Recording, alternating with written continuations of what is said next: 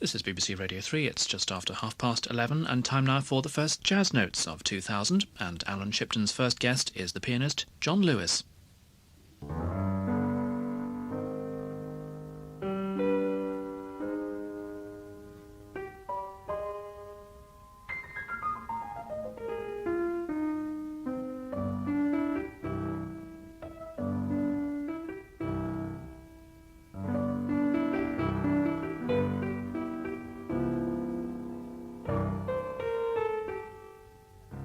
My real passion has been jazz, which I've had the good fortune to watch it develop since the 1920s. Watch them search for a language that could express more than just simple emotions. For me, a wonderful journey being able to observe this.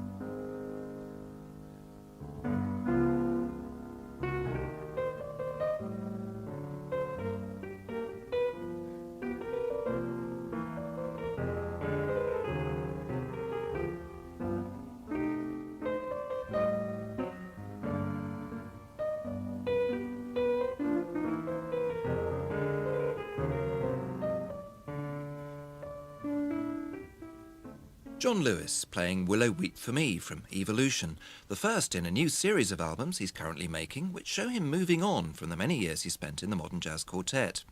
This particular disc's a solo album, but John envisages the next being a small group set followed by pieces for full orchestra. John Lewis joins me tonight in the first of 4 programmes from New York that focus on some of the city's greatest pianists. Tomorrow, Tommy Flanagan. On Wednesday, Marion McPartland, and finally on Thursday, the rapidly rising star, Jason Moran. I suspect the main points of the John Lewis story are pretty well known. He came out of the army in 1946 and joined Dizzy Gillespie's big band at the Spotlight Club, subsequently travelling to Europe with the group and writing arrangements for it such as Two Bass Hit. Then he went on to play and arrange for Miles Davis's Nonette, taking a hand with Miles and Gil Evans in launching The Birth of the Cool. But he spent over 40 years of his career playing with the band that grew out of the Dizzy Gillespie Orchestra's rhythm section, the Modern Jazz Quartet.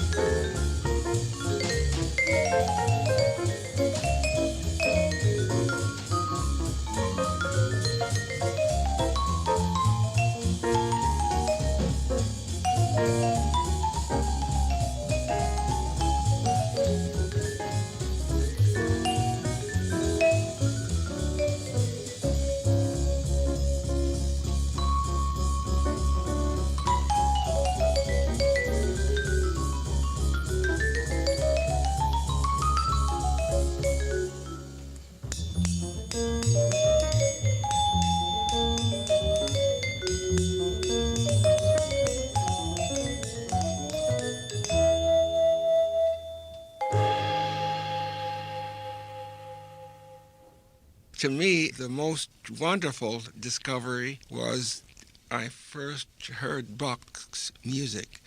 Where I grew up in New Mexico, and surprisingly, it was a very musical city. There's music in all the schools there at the time. And we had a great many musicians who came through Albuquerque that I had an opportunity to hear. As a matter of fact, Paderewski came through and played probably one of his last tours in the United States. Quite a daunting soloist. Did you have that in your mind when you came to cut your own version of Bach's Preludes and Fugues?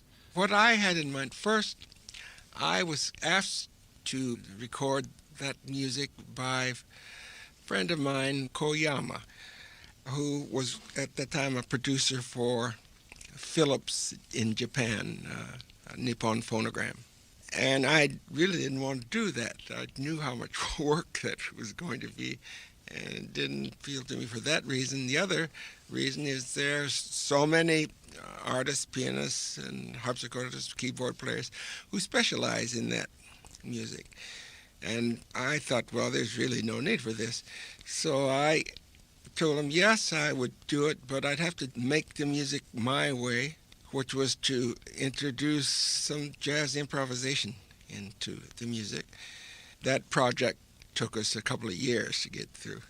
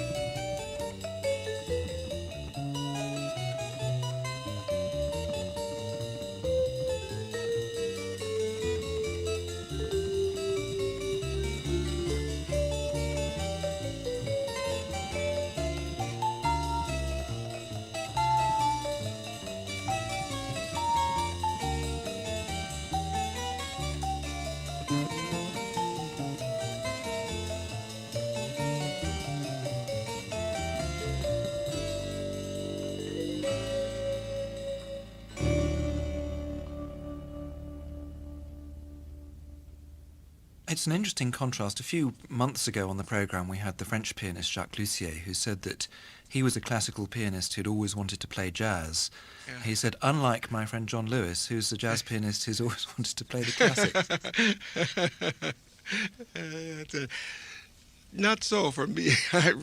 My real passion has been jazz, which I've had the good fortune to watch it develop since the 1920s.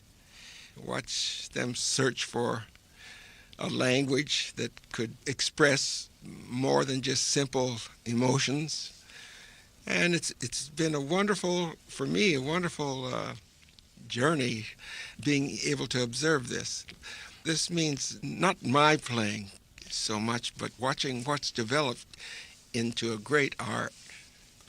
John, did you find that meeting Milt Jackson when you did meant that you had a sort of sounding board for watching and taking part in that progress together? What there was there, Milt was most unusual, still is. He's one of the greatest vibrahar players that jazz has developed. And I wanted to make sure that everybody knew this, that we played for.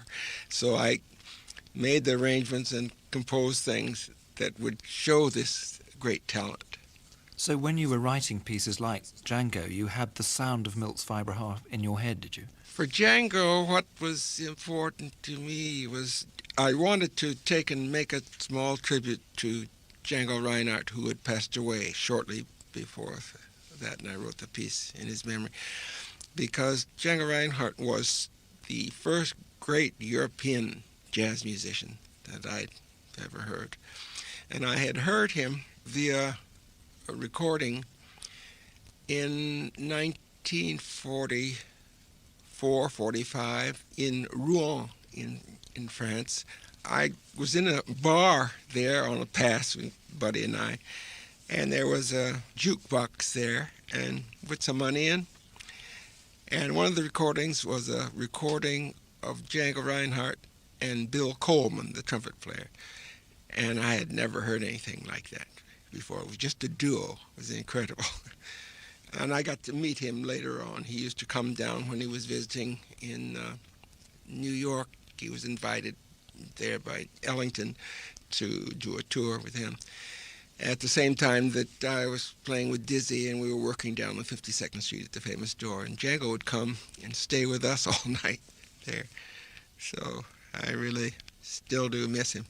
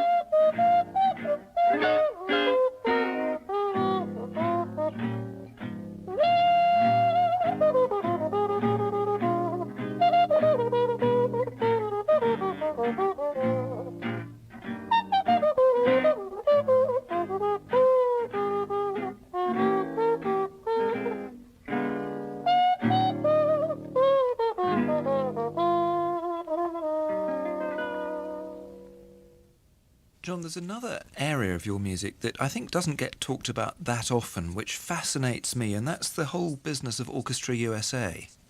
Well, that project started a little bit inspired by the nonette that we had with earlier with The Birth of the Cool. And that, to me, made us and people aware of other instruments besides the traditional jazz instruments, trumpets, trombone, and saxophone, with the addition of the horn and tuba. But I also felt that really jazz had something to add to world musical culture, and I thought that the chamber and symphony orchestras could also maybe make us something new that would be very delightful to use, that came from what had happened, what was developing in jazz. And that was the main reason for that. And I also believe that good music, enjoyable experiences with music, has nothing to do with little boxes and categories that we have to put them in. And many times they cross over these boxes. Well, I guess that, particularly in that project, both you and Gunther Schuller proved that again and again. Yes, Gunther's a wonderful composer, wonderful friend, one of my oldest friends. And also, he loved music, all kinds of music. It was great. He spent his life performing, most of it, in classical music, but he didn't believe that he had to stay on in classical music. He and I both preferred to enjoy all of music, both as listening to and also performing. John Lewis's other great strength has been composing, and not simply writing pieces and forgetting about them, but constantly returning to his work to re-examine and re-explore it. He wrote 2 Degrees East, 3 Degrees West well over 40 years ago, but it gets a radically new treatment on the first of John's new series of albums as a piano solo.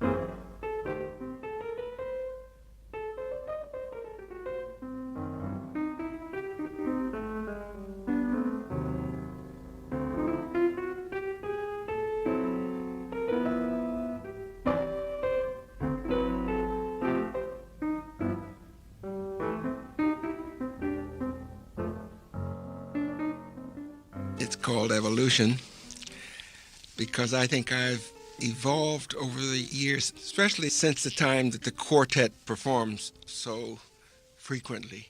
I've had more time to devote to the piano. And I think this probably started in the 80s, maybe 1986 or so. And I'm enjoying and have completely fallen in love with the instrument, with the piano. I mean, it's intriguing to me that you can go back to a piece like 2 Degrees East and 3 Degrees West and find new things in it. I thought in this version you can almost hear a feeling of stride going on in the background without it actually being there. Yes, what I like about jazz, well, especially jazz, I've recently just noticed these things myself. It's not necessary to actually produce a rhythmic beat. You can imply it, and you're very, you have great talent in listening, I see, that you could hear this thing. But I think that should be there whenever you play.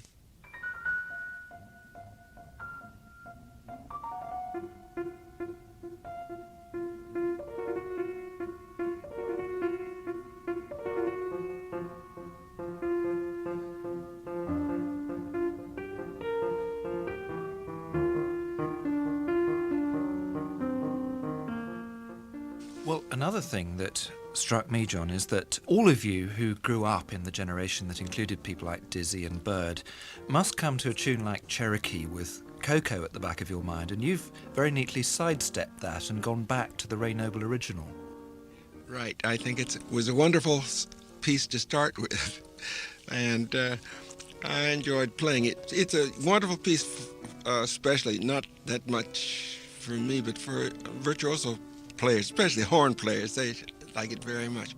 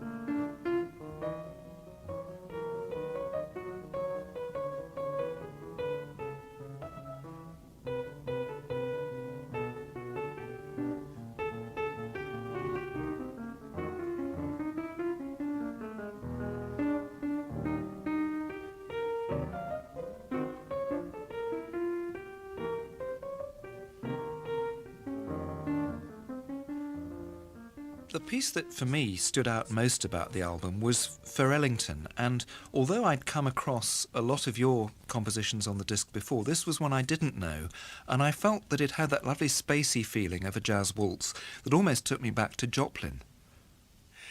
Well, what I had more in mind was a feeling of the 3/4 that gospel people use. And also to have some of the feeling that Ellington used in Come Sunday. More than that, I guess that's it.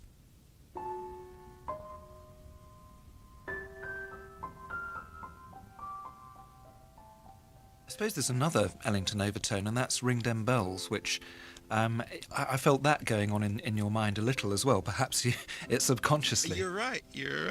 Absolutely. That's right. The original recording of this was made with the Modern Jazz Quartet for an album called For Ellington. And on that, there was more of a chance to really ring them bells with Milt Jackson and his vibraharp.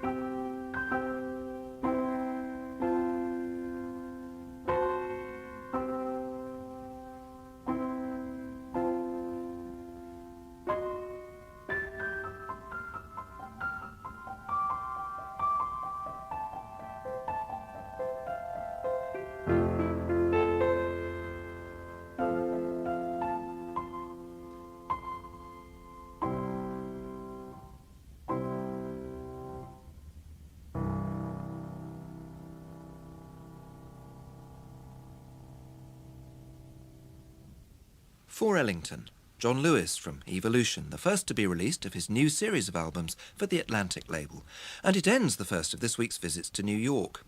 If you'd like more details of John Lewis's album, then do write to me, Alyn Shipton, Jazz Notes, BBC, Pebble Mill Road, Birmingham B5 7QQ, or you can email to jazz.notes@bbc.co.uk. Well, tomorrow night I'll be meeting a jazz legend, someone who many musicians regard as the greatest accompanist in the business.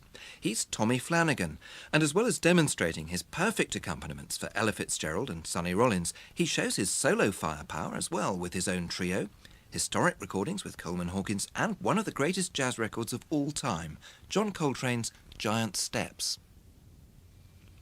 Jazz Notes was presented by Alyn Shipton and produced